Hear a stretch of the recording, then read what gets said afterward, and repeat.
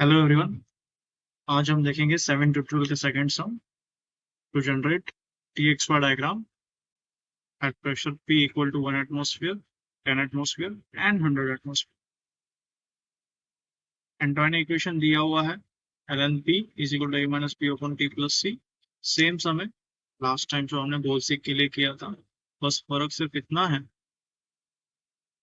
कि हमको t x y diagram generate करना है। लास्ट सम में हमको ड्यू पॉइंट या फिर बबल पॉइंट फाइंड। इस बार हमको टी एक्स वाई प्लॉट।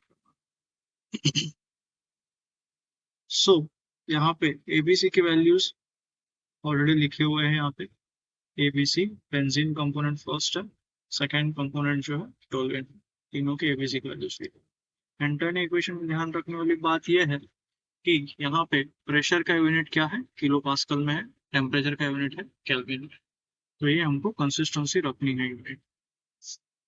तो यहाँ पे अगर आप देखोगे टी एक्स वाई डायग्राम में x1 की वैल्यू हम लोग एज्यूम करते हैं। x1 मतलब फर्स्ट कंपोनेंट का मोल फ्रैक्शन। तो कंपोनेंट 1 का मोल फ्रैक्शन मतलब बेंजीन का मोल फ्रैक्शन लिक्विड फेज में 0 से लेके 1 तक करते हैं विद 0.1 इंटरवल। तो 0.2, 0.3, 0.4 का इंक्रीमेंट रहता है 1 तक जा, जो कि मोल फ्रैक्शन 1 से ज्यादा नहीं हो सकता। और बेंजीन 1 हुआ मतलब मोल फ्रैक्शन 1 हुआ बेंजीन का, इसका मतलब यह है कि बेंजीन यहाँ पे प्योर है। यहाँ पे मोल फ्रैक्शन बेंजीन का 0 है, मतलब क्या है, कंपोनेंट 2 का मोल फ्रैक्शन 1 है। यहाँ बिकॉज दो ही कंपोनेंट है, तो x1 plus x2 equal to 1। तो अगर आप देखोगे यहाँ पे मैंने फॉर्मूलास पहले से ही एंटर किया। फॉर्मूला जो है यहाँ पे f of t equal to 0 वाला फंक्शन जो यहाँ पे लिखा हुआ है, f of t equal to x1 p1 saturation plus x2 p2 saturation minus p। हालांकि ये फॉर्मूला आया कहाँ से, ये simple P is equal to P1 plus P2 है ये, but P1 is equal to Raoult's law से X1 P1 सैचुरेशन है एंड P2 जो है वो X2 P2 saturation. P1 saturation हमको कहाँ से मिलेगा, एंटोनी इक्वेशन से मिलेगा। Antony equation P1 saturation find कैसे करेंगे, एंटी लॉग लेंगे इस इक्वेशन। तो P1 saturation becomes equal to e to the power, because natural log है तो e टू द पावर आएगा। तो e to the power a1 minus b1 upon t plus c1। तो यहाँ पे a1 b1 और c1 की वैल्यूज पुट की गई। सिमिलरली p2 सैचुरेशन की वैल्यूज यहाँ पे पुट की गई।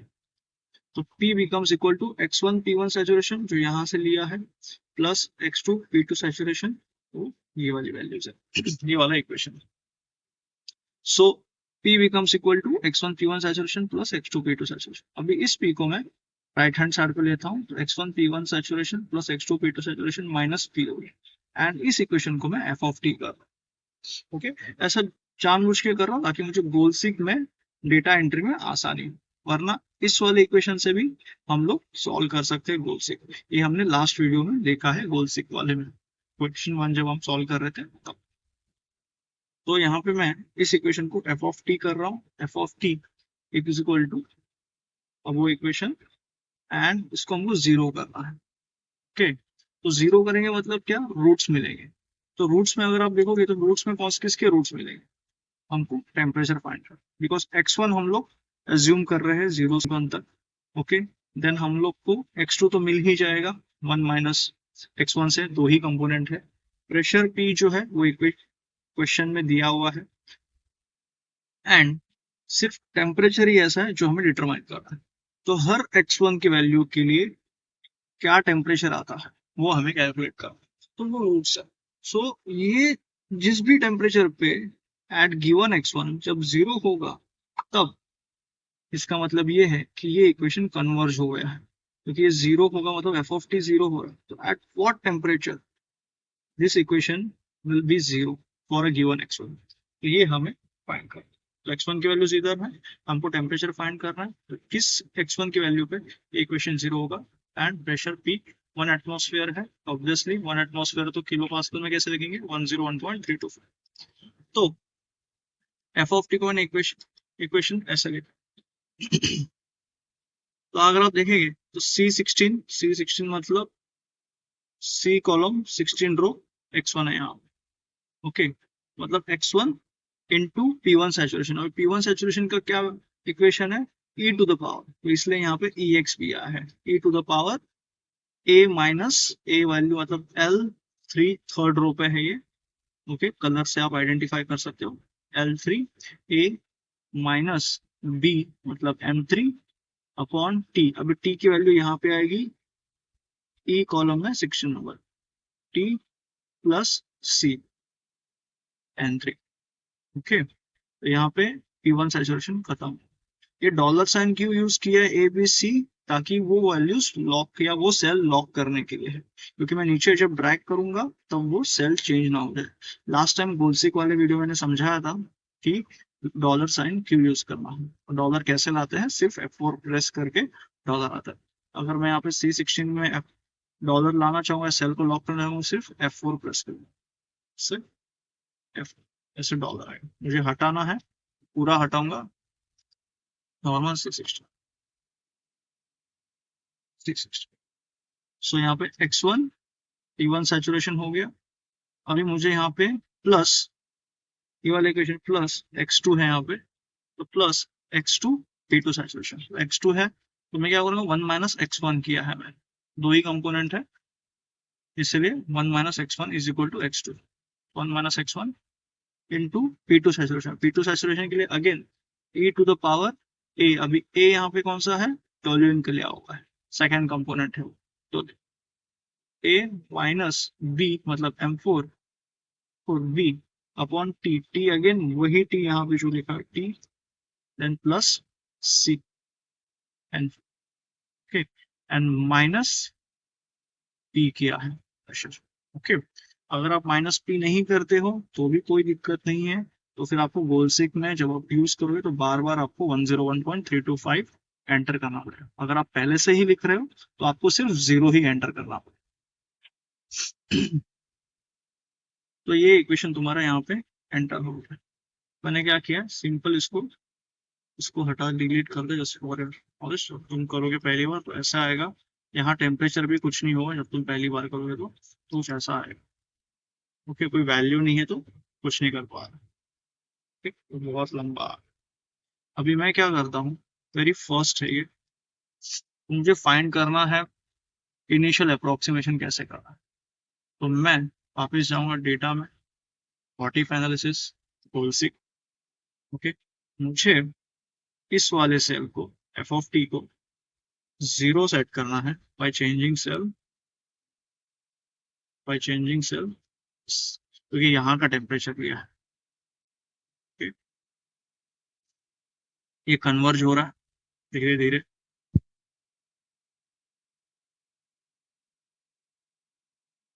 नहीं हुआ, 0 हुआ नहीं हुआ, इसलिए इनिशियल वैल्यू कुछ पॉजिटिव लिखते हैं, जैसे कि 500 लिखता हूं मैं यहाँ पे। तो वापिस से व्हाट इफ एनालिसिस, गोल्सिक। अभी मुझे ये वाला cell set cell D16 equal to 0 by changing cell, अभी 0 हुआ एंड टारगेट वैल्यू आ गया 383। मतलब 383 पे क्या हुआ, ये सेल एफ ऑफ टी 0 हुआ एट x1 इक्वल टू 0। अभी सिमिलरली यही सेम ट्रिक मैं यहाँ पे कर रहा हूँ, वापिस यहाँ पे 500 एंटर करता हूँ जस्ट फॉर इनिशियल अप्रोक्सीमेशन, वरना ये भी कन्वर्ज नहीं होगा। और मैं इसको ड्रैग कर, ताकि यहाँ पे कोई फॉर्मूला नहीं है, यहाँ पे भी कोई फॉर्मूला नहीं है, तो इसको ऐसे सिंपल पकड़ के ऐसे खींचोगे तो फॉर्मूला आ जाएगा। तो ये ड्रैग करो तो देखोगे तुम लोग, तो जैसे तुम लोग देखोगे यहाँ पे इस वाले फॉर्मूला में C16 है, T है और ABC की वैल्यूज यही लिए, और हम देखोगे LMN के साथ डॉलर साइन लगा है तो ये वैल्यूज है। ओके, X1 और T के साथ कोई डॉलर साइन यूज नहीं किया, जानबूझ के नहीं किया, क्योंकि जब मैं यहाँ से इसको यहाँ ट्राई करूंगा तो मुझे इस वाले X1 पे क्या टेम्परेचर आएगा ये फाइंड करना है, राइट। लेकिन मुझे ABC की वैल्यूज यही यूज करनी। ओके, तो इस वाले X1 पे क्या टेम्परेचर आएगा with using this same ABC values, क्योंकि वो तो कांस्टेंट है, वो तो चेंज नहीं होने वाली है, एंड प्रेशर भी वही है, तो E13, राइट। तो E13 के साथ भी डॉलर है और ये सब LMN के साथ डॉलर साइन, लेकिन C कॉलम और E16 के बाद हमने डॉलर यूज नहीं किया, E13 के लिए ही यूज किया। तो हम लोग यहाँ से पूरा नीचे तक ड्रैग करेंगे, तो देखोगे आप यहाँ पे कोई वैल्यू नहीं है। ओके, तो कुछ वैल्यू दिए बगैर वो कैलकुलेट कर रहा है। Okay, assuming t equal to 0, if no entry in the data it's means 0 assume करें, so 0 एंट्री किया है मैंने यहाँ पे। 1 करूंगा तो थोड़ा चेंज आ जाएगा, right? So there is no value in the cell is same as having 0 value in the cell. तो यहाँ पे मैं x1 इक्वल टू 1 किया मैंने। अब यहाँ पे बेंजीन का मोल फ्रैक्शन 1 हुआ, यहाँ पे बेंजीन का मोल फ्रैक्शन 0 हुआ, मतलब टोल्यूएन का 1 हुआ। ये कहीं ना कहीं क्या हो रहा है कि 1 एटमॉस्फेरिक प्रेशर है ये, कहीं ना कहीं मुझे टोल्यूएन का बॉइलिंग पॉइंट मिला है। 3.15 माइनस कर रहा हूँ, तो डिग्री सेल्सियस में 110 डिग्री सेल्सियस के करीब बॉइलिंग पॉइंट है टोल्यूएन का। आप तुम सब जाके गूगल पे चेक कर सकते हो टोल्यूएन का बॉइलिंग पॉइंट कितना है। अभी ये यहाँ पे x1 इक्वल टू 1 कर रहा हूँ, तो यहाँ पे बेंजीन का मोल फ्रैक्शन 1 हुआ है, तो यहाँ पे मैं टेम्परेचर 500 जानबूझ के लिखा है ताकि ये कन्वर्ज हो सके। तो बोल्सिक यूज करता हूँ, set this cell equal to 0, क्योंकि हमको एफ ऑफ टी 0 करना है बाय चेंजिंग टेम्परेचर। तो तुम देखोगे 353 आया है। Okay, 0 this minus 273.15, 80 degree Celsius के करीब करीब बेंजीन का बॉइलिंग पॉइंट है। तुम जब एंट्री करोगे तुमको यहाँ पे काफी सारे जीरोस आएंगे, मतलब तुमको काफी सारे डेसिमल पॉइंट्स हैं, तो तुम यहाँ पे नंबर फॉर्मूला में जाके सिर्फ 2 डेसिमल तक ही ले आना है। मैं देखता हूँ कि 383 एंड 353 है। ओके, मैं इनिशियल अजम्पशंस 400 लिख सकता हूँ, राइट? तो मैं क्या करूंगा, सब पे 400 एंट्री कर देता हूँ जस्ट फॉर,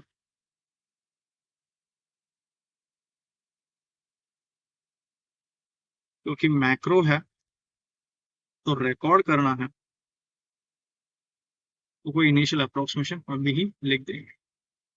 ठीक, ये हुआ। अभी स्टार्ट होता है हमारा मेन पार्ट, जहाँ पे हम मैक्रो रिकॉर्ड करना सीखेंगे। सो मैंने यहाँ पे सब में इक्वेशन सेट कर दिया। ओके, और यहाँ पे मैंने पहले से ही जानबूझ के मैंने वैल्यूज इनिशियल रख, ताकि ये कन्वर्ज हो पाए। यहाँ पे 400 एंटर कर दो, राइट? एक्स की वैल्यूज है, यहाँ पे y1 कैलकुलेट हो रहा है, y1 mole fraction of benzene in paper face, more than 1 नहीं हो सकता, तो ये ऑब्वियसली गलत वैल्यूज है, अभी तक कैलकुलेट नहीं हुआ है। ये 0 होना चाहिए ऑफ टी, जब डी वाला कॉलम है सारे 0 के करीब हो जाने चाहिए। तो अभी हमें मैक्रो रिकॉर्ड करना है। सो मैक्रो रिकॉर्ड करने के लिए हमको जाना होगा व्यू में, व्यू में जाके macros, record macro, record macro में जाके मैं इसका नाम दे रहा हूँ होल सीक। करता हूँ, मैंने डायरेक्टरी चूज कर दी है पहले से ही, मैं वहां पे सेव कर दूंगा और मैं रिप्लेस कर, कहाँ पे सेव होगा ये मैं लिखा चुका।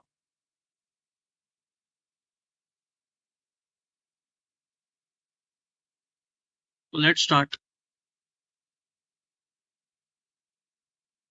और सो मैक्रो रिकॉर्डिंग स्टार्ट होने के बाद अभी हमको होल सीक लगाना है, वो भी कितनी बार लगाना है, टोटल 11 टाइम्स। 11 टाइम्स यहाँ पे हर एक के लिए होल सीक में apply। क्या होगा, body analysis, goal seek, set this cell equal to 0 by changing cell, okay, calculate करेगा, हो गया। अगेन बॉडी एनालिसिस गोल से यूज करूंगा, अभी मैं चाहूंगा this cell to 0 D17 next cell by changing cell this, तो D17 पे चेंज होगा अभी, तो सेकंड वाला भी, थर्ड के लिए करेंगे।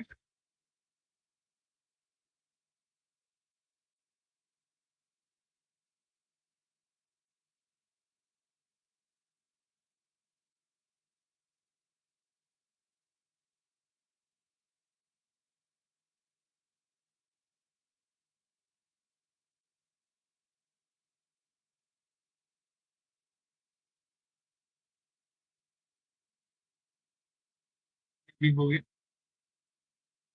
This goal 6. Now this time I will be doing it for the value 0. T20 है, this there should go for E20. D20 के लिए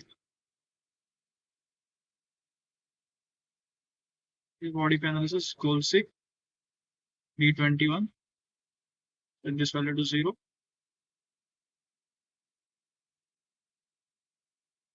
ये भी 0. goal 6.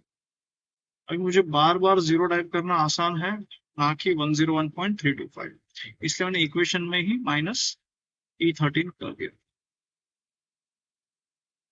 ये भी 6 0 changing so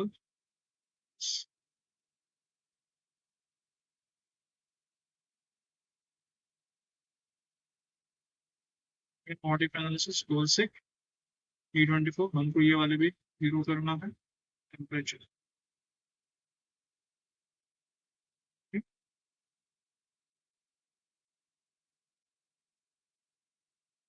तो जो टास्क हम कैलकुलेटर से करने में इतना टाइम लगता था, एक्सेल हमें 2 मिनट में कैलकुलेट करके देता.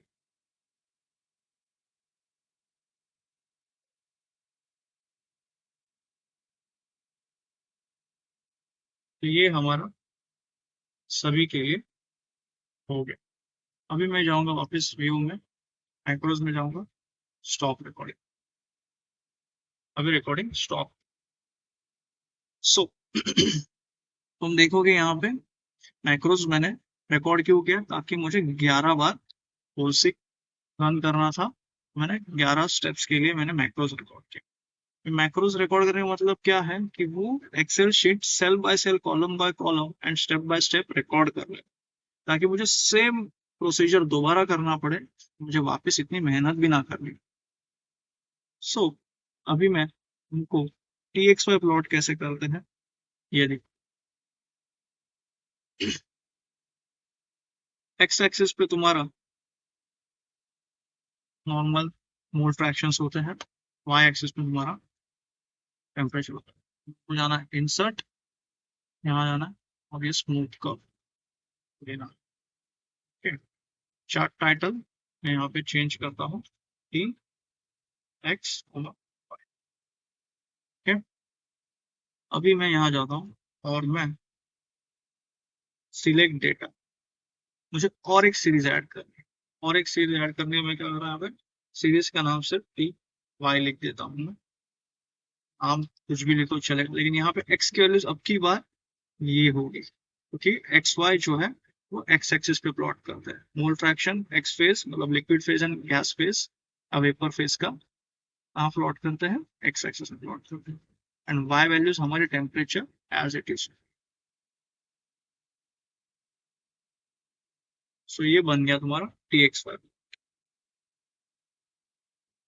इस तरीके से आपको इजीली कर सकते. यहाँ पे डिफरेंट डिफरेंट लेजेंड्स दिए हुए, डिफरेंट डिफरेंट तरीके से दिया हुआ है.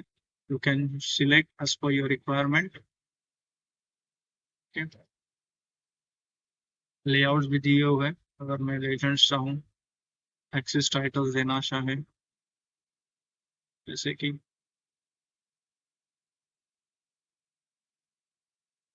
यहाँ पे टेम्परेचर लिखता हूँ,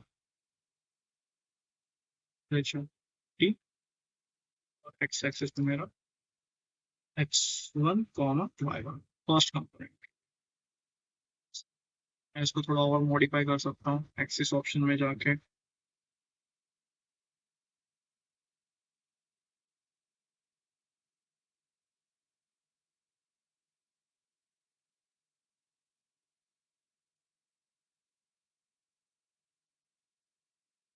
मैक्सिमम वैल्यू 1 एंटर करता हूँ, 1 तक ही जाएगी. क्योंकि सिमिलरली मुझे इसकी मैक्सिमम वैल्यू सेट करने, तो मैक्सिमम वैल्यू 384 तक करता हूँ.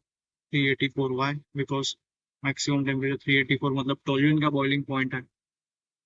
ओके, तो मैंने मिनिमम में एंट्री कर दिया गलती से 350.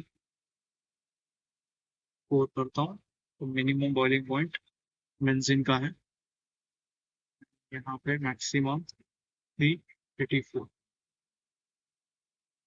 okay,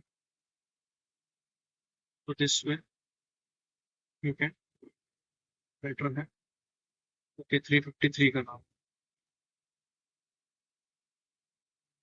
384 जो है 385 का।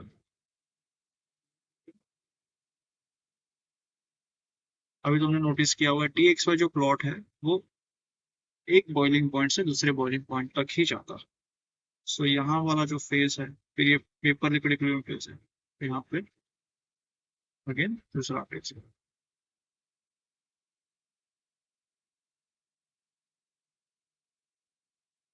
अभी हम मैक्रो का यूज करेंगे। इस शीट को मैं क्या करता हूँ, राइट क्लिक करना है यहाँ पे, राइट क्लिक करके तुमको मूव और कॉपी और यहाँ पे move to end create to copy पे टिक करना है तो तुरंत दूसरी कॉपी बन जाएगी।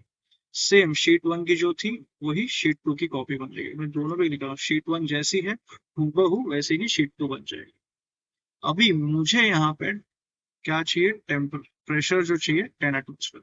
10 एटमोस्फेयर मतलब 1013.25 किलो पास्कल इतना हो जाएगा। जैसे ही ये करूंगा तो यहाँ पे तुम देखोगे ग्राफ सही से नहीं आ रहा। तो मैंने जो रिकॉर्डिंग्स की है विद मैक्रो वो मुझे रन करना। तो यहाँ पे मैं व्यू में जाऊंगा, मैक्रो में जाऊंगा, व्यू मैक्रोस करूंगा तो जो मैंने सेव किया वो आएगा। जैसे ही मैं रन करूंगा देखना कितना टाइम लगता है। सारा कर भी दिया within a blink of I.